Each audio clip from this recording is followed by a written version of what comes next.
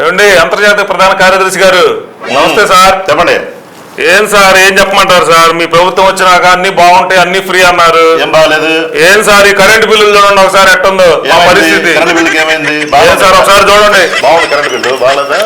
బాగుందిగా. ఏమైంది? ఏమన్నారు sir? SC ఎస్టీలకి కరెంట్ బిల్లు ఫ్రీ అన్నారు. ఈ చూస్తే ఒకసారి చూడండి మీరు అంతర్జాతీయ ప్రధాన కార్యదర్శి కదా మీరు. ఏమైంది? ఏం చూడమంటావు? కరెంట్ బిల్లు బాగుంది. ఎందుకు ఏం చేయాలి చెప్పు. బిల్లులు చూడండి సార్ ఒకసారి. ఏంది బిల్లు? ఏముంది దీంట్లో? ఏముంది? ఇదిగోండి మా జగన్ గారి గవర్నమెంట్ లో వచ్చిన బిల్ అండి ఇది. చూడండి 290 రూపాయలు వచ్చింది.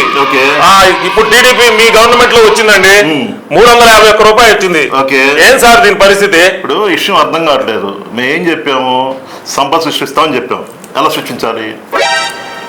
మాలాంటి వాళ్ళు మోసం చేసి సృష్టించాలా? మీలాంటి మోసం చేసామా లేదని కాదు. సంపద సృష్టించాలంటే మేము ఏం చేయాలి? కరెంట్ బిల్లు పెంచుతాం, ఇంట్లో పెంచుతాం. మా ఇష్టం. అది నువ్వు చెప్పేది నాకు అర్థం కాదు. ఎలక్షన్ ముందు చెప్పారు కదండి కరెంట్ బిల్లు ఫ్రీ, ఇసుక ఫ్రీ, అవి ఫ్రీ, అన్ని ఫ్రీ అన్నారు కదా. ఇప్పుడేంటి మమ్మల్ని? ఎలక్షన్ ముందు ఇంకో మాట చెప్పాం, పేదవారిని కోటేశ్వరం చేస్తామని చెప్పాం. పేదవారిని కోటేశ్వరం చేయాలంటే బిల్లు పెంచాలి, తప్పదు. ఏం చేయమంటావు? బిల్లులు పెంచాలి, ఏదైనా చేయాలి. మా ఇష్టం. అది ఏం మారుతావు నువ్వు? ఇంకా చెప్పాను ఉంటే విషయాలు అర్థమైందమ్మా.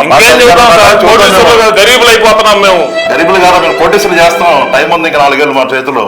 ఎంత కోటేశ్వరం చేస్తాం మిమ్మల్ని. అర్థమైందా?